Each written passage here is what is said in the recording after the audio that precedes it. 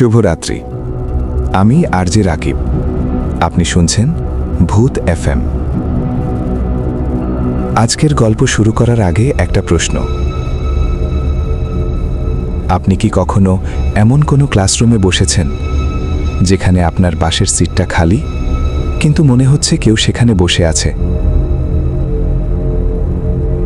এই স্কুলে প্রতিদিন উপস্থিতি নেওয়া হয়। সব ছাত্রের দাম ডাকা হয়, কিন্তু একটা নাম আছে যে মারা গেছে 3 বছর আগে। তবু আজও সে বলে, প্রেজেন্ট স্যার। আজকের গল্পটা শেষ বেঞ্চের সেই ছাত্রকে নিয়ে। ভূত এফএম, শেষ বেঞ্চের ছেলেটা।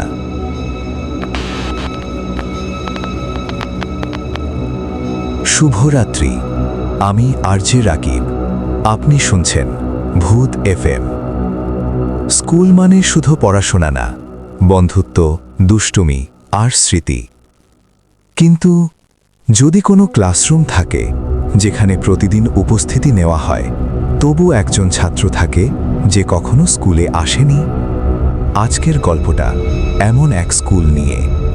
নতুন শিক্ষক ইমরান স্যার বদলি হয়ে আসে শহরের বাইরে একটা পুরনো স্কুলে। স্কুলটা একটু অদ্ভুত, করিডরগুলো অন্ধকার, দেয়ালে পুরনো ছবি, আর ছাত্ররা যেন সবসময় কিছু লোকায়। প্রথম দিনেই স্যার লক্ষ্য করলেন ক্লাস 9 সেকশনের শেষ বেঞ্চে একটা চেয়ার সবসময় খালি থাকে। তিনি জিজ্ঞেস করলেন, ওখানে কে বসে? ছাত্ররা একে অপরের দিকে তাকালো, কেউ উত্তর দিল না। দ্বিতীয় দিন অ্যাটেন্ডেন্স নেওয়ার সময় রোল নম্বর 13 এসে থামলেন স্যার। রাফি? ক্লাস নীরব। হঠাৎ পেছন থেকে খুব আস্তে একটা কণ্ঠ, প্রেজেন্ট স্যার। ইমরান স্যার তাকিয়ে দেখলেন শেষ বেঞ্চ খালি। তার বুক কেঁপে উঠল। স্টাফ রুমে গিয়ে স্যার জিজ্ঞেস করলেন, রাফিকে? সব শিক্ষক চুপ।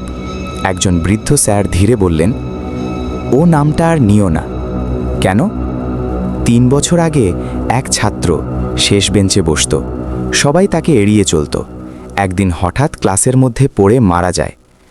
ইমরান স্যার হেসে বললেন, ভূত টুত এসব আমি বিশ্বাস করি না। বৃদ্ধ স্যার শুধু বললেন, বিশ্বাস না করলে রাতের স্কুলে থেকো না। সেদিন সন্ধ্যায় স্যার কিছু খাতা চেক করতে ক্লাসে থাকলেন। স্কুল ফাঁকা, দূরে কুকুর ডাকছে। হঠাৎ চেয়ারের ঘষা শব্দ। ধীরে ধীরে শেষ বেঞ্চের চেয়ার নিজে নিজে নড়ছে। স্যার উঠে দাঁড়ালেন। কে আছে? নীরবতা। তারপর খাতার পাতাগুলো নিজে নিজে উল্টাতে লাগল। শেষ পাতায় লাল কালি দিয়ে লেখা, স্যার আজ আমাকে দেখবেন? স্যারের হাত কাঁপছে। হঠাৎ ক্লাসরুমের বাতি নিভে গেল। অন্ধকারে একটা ছায়া শেষ বেঞ্চে বসে, মাথা নিচু, চুল মুখ ঢেকে রেখেছে। স্যার এগোতেই ছায়াটা মাথা তুলল। চোখ নেই, শুধু কালো ফাঁকা গর্ত, আর ঠোঁট নাড়ছে। আজও কেউ আমার পাশে বসে না।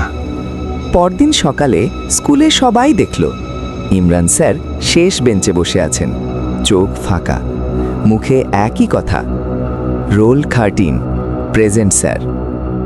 এরপর থেকে শেষ বেঞ্চ কখনো খালি থাকে না, কারণ এখন সেখানে দুজন বসে।